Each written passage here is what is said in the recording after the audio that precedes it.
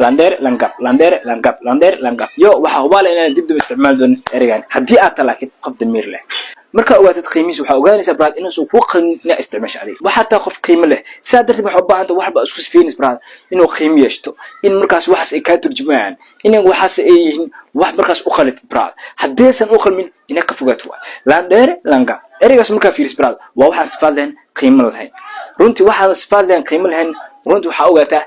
hadaa isku tilmaamtid adiga inaad sifaad iyo qiimo aadan lahayn adaan qiimaha hoos isgeesi waayo waxa isku sifeeysi wax qiimo iyo sifaad aan lahayn waayo saadartii macnaha adina waxa waa markaas inaad qiimo iyo sifaad aadan lahayn saadartii ka fogo eriga isticmaalkiisa yaa isticmaal erigaan waxa isticmaal dadka qabiilistaash braad oo afgarashadooda saadartii ma waxa isku afgarnaan ay magaal la imaadeen saadartii aday af Google reer magaal isticmaalo لاندير لانقاب reer magaal waxa isticmaalaan waxa tahay